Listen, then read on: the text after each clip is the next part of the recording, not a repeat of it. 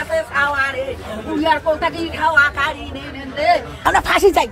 ফাঁসি আমার ছাড়া মারছে আমরা ফাঁসি আর কিছু চাই না আমরা ফাঁসি চাই আমরা খাওয়ার বদল ফাঁসি চাই উইয়া ফাঁসি দিয়ে মারবেন নাতি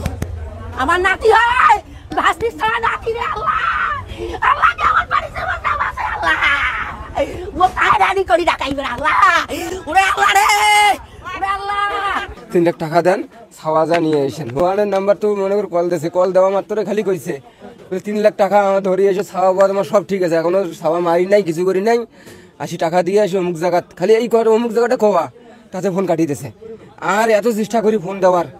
ভাইও তখন টেস্ট করছে আর যাকে ফোন যায় না যারা মারছে আসামি তার বাড়ির পেছনে কবর থেকে পাইলাম টয়লেটের বাথরুমের তল থেকে যারা আমার ভাগ্নে মারছে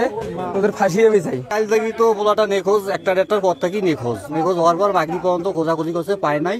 মাগরিবের পর ফোন আসছে ওই যে ছেলেটা মার্ডার হয়েছে তার মার কাছে ফোন দিছে ফোন দিয়ে তার কাছে টাকা চাইছে 3 লাখ টাকা এভাবে 4টা ফোন আসছে কিন্তু কোন ঠিকানায় টাকাটা দেবে এই সময়টুকু দেয় নাই ওই টাকাটা বলিয়ে কাটিয়ে দিচ্ছে পরে এলাকার লোক আর কি ট্রাই করে দেখে যে এলাকার এই বাড়ির নাম্বার ফোন দিলে আমরা জানতে পারি যে এই বাড়ির যে সোহান আছে সোহানের নামে এই মোবাইল নাম্বারটা পাওয়া যায় তারপরে আমরা সোহানকে জিজ্ঞাসা করলে সোহান অস্বীকার করে বাচ্চাটাকে যে নির্মমভাবে হত্যা করা হয়েছে আমরা এলাকাবাসী হিসাবে এই হত্যার সুষ্ঠু তদন্তের মাধ্যমে দোষীদের সর্বোচ্চ শাস্তি নিশ্চিত করার দাবি জানাই এবং এলাকাবাসীর পক্ষ থেকে আমরা অবিলম্বে যতজন এর সঙ্গে জড়িত প্রত্যেককে আমরা গ্রেপ্তারের দাবি জানাচ্ছি গতকালকে সন্ধ্যার দিকে আমাকে আমার পিছনে দাঁড়ানো এই ব্যক্তি আলামিন ওনার নাম উনি আমাকে ফোন দিলেন ওনার এই এলাকাতে 8-9 বছর 9-10 বছরের একটা বাচ্চাকে খুঁজে পাওয়া যাচ্ছে না পরবর্তী কিছুক্ষণ পর ফোন দিলেন একটা নাম্বার থেকে যে সন্তান যে ওই শাকিল ভিকটিম শাকিলের মায়ের কাছে ফোন দিয়েছে যে তার কাছে 3 লাখ টাকা চায়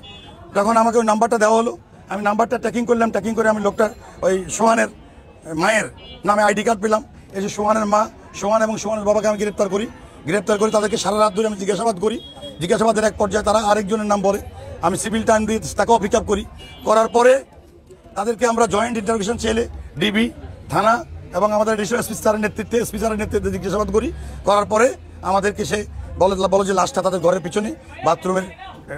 পাশে গর্ত করে করা হয়েছে তাকে তো আমরা আমাদের ওই অফিসে রেখে মোবাইলে তার মাধ্যমে লোকেশন নিয়ে আবার আমরা এখানে আমি আসি প্রথম অপারেশন শুরু করি এরপরে ডিবি আসে আমরা মোটামুটি লাশটা উদ্ধার করতে সক্ষম হয়েছে শাকিল তার বয়স 9 বছর এই পার্শ্ববর্তী আনসারিয়া নুরানি মাদ্রাসা সে 3য় শ্রেণীর ছাত্র তার মা অন্ধ তার বাবা চট্টগ্রাম থাকে এটা মামলা দায়েরের প্রস্তুতি চলছে এই লাশকে আমরা যেটা দেখলাম লাশের 2টো হাত বাঁধা পাটের রশি দিয়ে গলার মধ্যে একটা পলিগিয়ার রশি দিয়ে লাইনের রশি দিয়ে বাঁধা একে রশি দিয়ে টেনে শ্বাসরুদ্ধ করে হত্যা করা হয়েছে এটা তাকে হত্যা করে লাশ গুম করার জন্য আলামত গায়েব করার জন্য এই কাজ করা হয়েছে এক মহিলা মোসাম্মদ জয়নব উনি আমাদের থানায় এসে অভিযোগ করেন যে ওনার ছেলেকে খুঁজে পাওয়া যাচ্ছে না এবং মুক্তিপণ দাবি করা হয়েছে এই কিভাবে দাবি করা হয়েছে জানতে চাইলে তিনি জানান ফোনের মাধ্যমে দাবি করা হয়েছে প্রায় 3 লক্ষ টাকা মুক্তিপণ দাবি করা হয়েছে ওনার ছেলের উদ্ধারের জন্য বিষয়টা নিয়ে আমরা রাতেই কাজ করা শুরু করি এবং রাতে কাজ করার কারণে আমরা শনাক্ত করতে সম্ভব হই যে কারা এই কাজটা করতে পারে তাদের আমরা জিজ্ঞাসাবাদ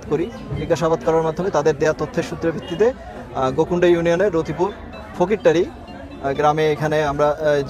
যাকে আমরা জিজ্ঞাসাবাদ করেছিলাম তার বাসার পিছনে সেপটিক ট্যাঙ্কে নতুন তৈরি করা সেপটিক ট্যাঙ্কের গর্তের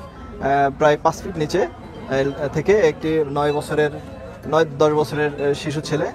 ছেলে তার নাম শাকিল তাকে উদ্ধার করতে সক্ষম হই আমরা লাশ যথাযথ মর্যাদায় এবং আমাদের আইনি প্রক্রিয়ায় লাশ নিয়েছি লাইনে আইনি পরবর্তী প্রক্রিয়া চলমান থাকবে এবং আমাদের তদন্ত কার্য চলমান থাকবে